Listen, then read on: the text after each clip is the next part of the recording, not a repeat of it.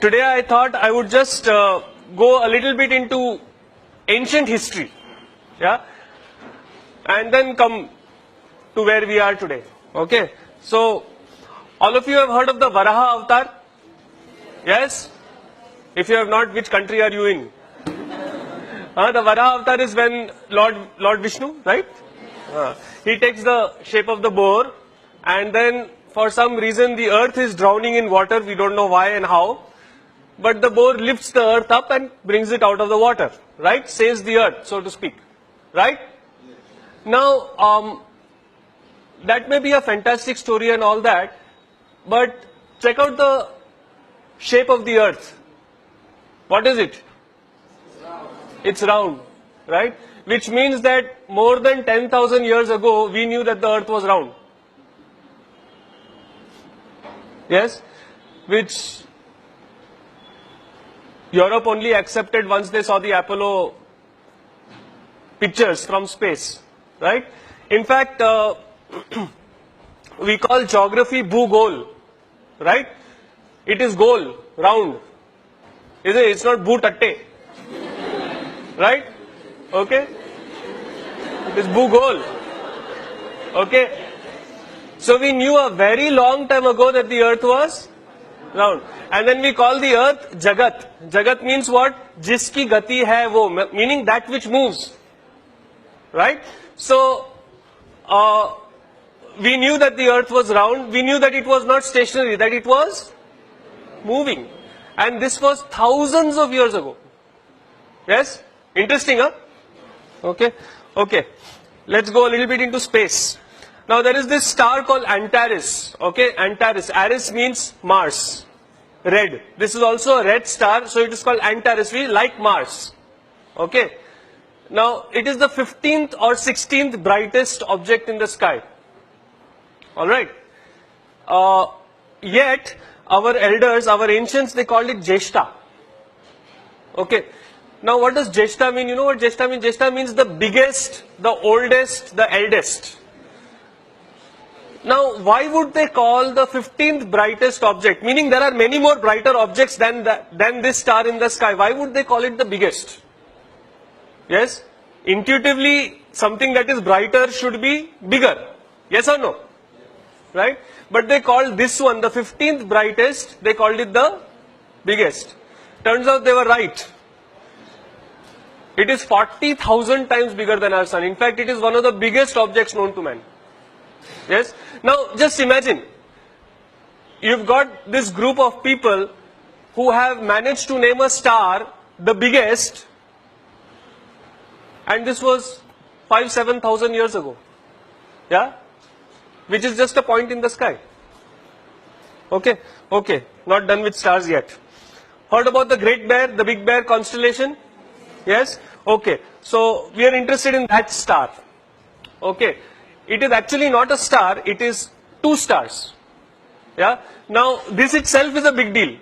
To figure out that that particular point of light in the sky is two stars. Okay. And it is called the Arundhati Vasishta. It's called Arundhati Vasishta. And in South India, there is a tradition where after marriage, yeah, the husband and wife are supposed to go out in the night and look at this particular star. Okay, now, funny tradition. Right? Okay. Now most twin star systems rotate like this, like one star is in the middle and the other star is going around it. This is definitely not the way a husband and wife should be.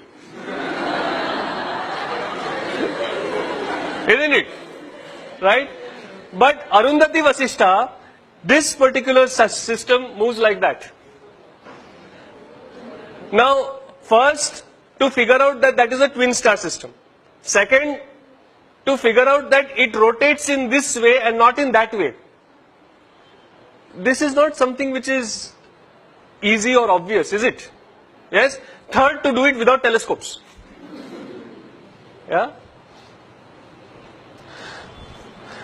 Okay, metallurgy. Dinesh is BTech Metallurgy from IIT Bombay. You know, there are these pillars which are rust proof in India. Do you know about them? The most famous one is in front of Qutub Minar. Yes? This is a 1,000-year pillar 1,000 years old, and even the pollution of Delhi has not touched it. Yeah, it is still not rusting. Yeah, and the other one, this is near Bangalore in Kollur. Yeah, where there is 750 centimeters of rain a year, 6 to 8 months a year, and this has been there for 2,400 years. Yeah, and it is rust proof, no rusting. About the second pillar, what is more interesting is it was not built by any expert. It was built by the tribal, the aboriginals of that area to welcome Adi Shankaracharya when he came to their village. Yeah. So this technology was there, not even with like the learned Brahmins or something like that. It was available to the tribals. Yeah. Then there is this mystery of zinc.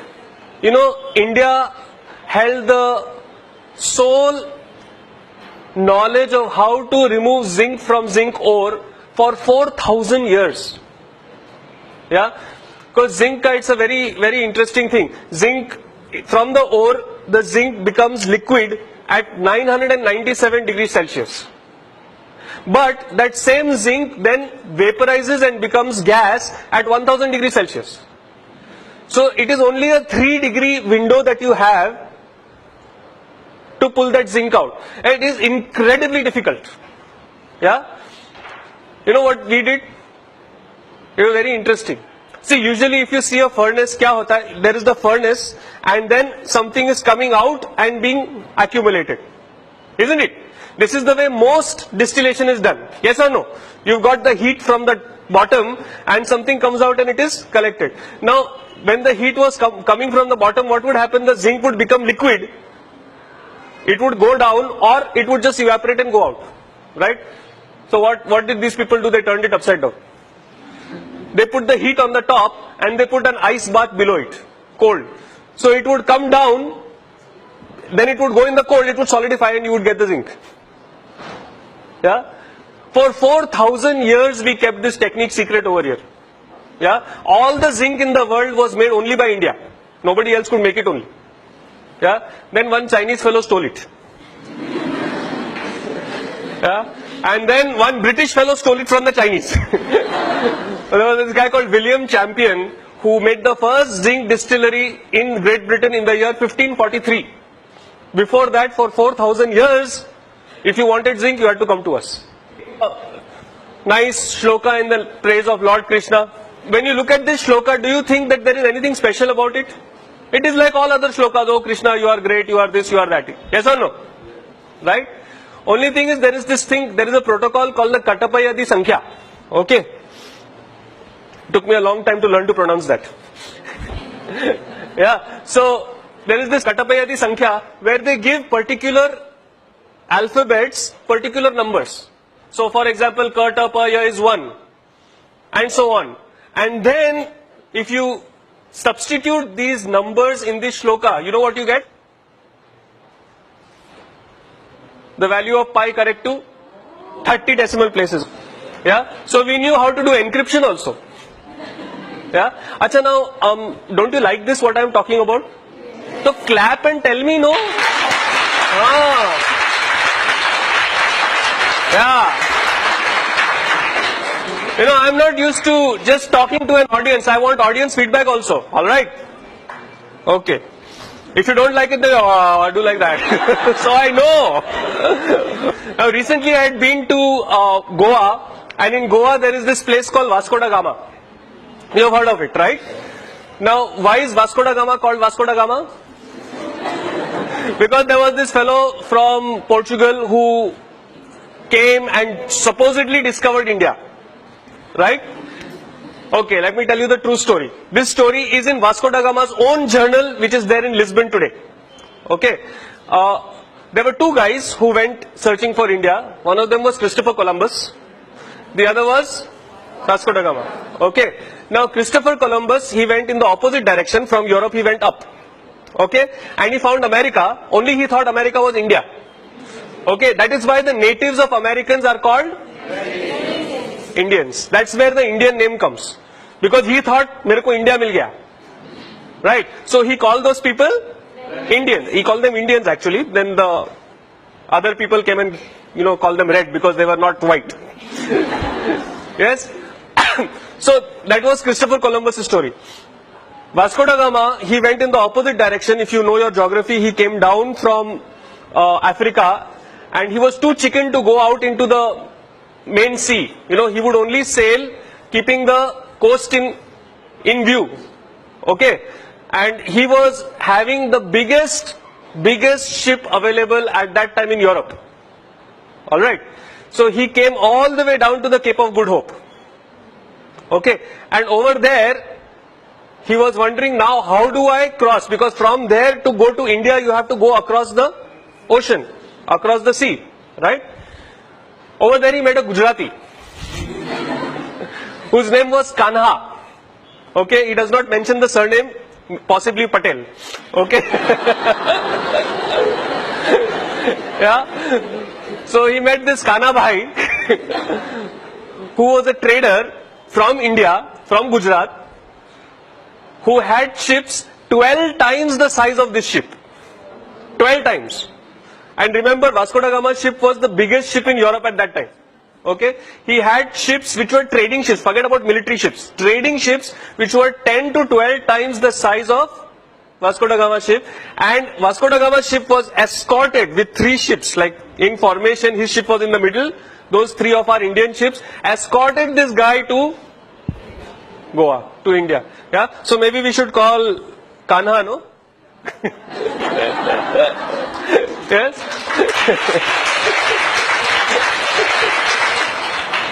No, I mean, we could go on and on and on. The amount of history, the amount of knowledge that this country had was phenomenal, absolutely phenomenal. Yeah, and what was even more phenomenal was these guys had this knowledge 5, 7, 10,000 years ago. Yes, when Europe was still, you know, using bow and arrow to kill deer, our people were distilling zinc. Yes. Now, how did they have this knowledge? Yes. Now, there is only one reason. All our scientists were saints. All of them did pranayam, all of them did yoga, all of them meditated. Yes. So what happened was, because when you have trained your mind like this, when you have meditated, when you know how to do this, and you have done it for appreciable number of years, then you are no longer limited by physical instruments. If you want to go into outer space, you close your eyes, boom, you can go. If you want to go into the depth of the atom, you close your eyes, you can get there. And then you are seeing it, right? So it has to be accurate. That is how Arundhati Vasishtha turns out to be a twin star system which rotates around each other. Yeah? Are you getting what I'm saying? Yes. Yes? That is how you can figure out how to make rust-proof iron, which even till today we have not figured out. Yeah? So the basis of science is spirituality. Yeah? And this wealth that our country has, I will not say had, this wealth that our country has was systematically destroyed by the British when they came here. Yeah? They rewrote our history. So that when they left us with a legacy of being ashamed of our own culture and our own tradition. Yes, you know, in Delhi we know this very cute old couple. Uncle is 81 years old, auntie is 71 years old, and they will be celebrating their 50th wedding anniversary like next year. His father was the first Chief Justice of India, Bhandari, Mr. Bhandari. Yeah, so very well connected and all. So he went to all these British schools, and over there they would say, you know, yoga is for freaks. You should do PT. But unfortunately, do you see that even in today in schools you do PT, you don't do yoga? Yeah. So we have got independence, it's 60 years, but we are still thinking in those terms only. That is what the British wanted. Yeah. To break this country, they had to break the education system and break the traditions. If we want to build this country again, then maybe it is time to come back to learning, studying yoga, meditation. Yes? Yes or no? Yes. Right?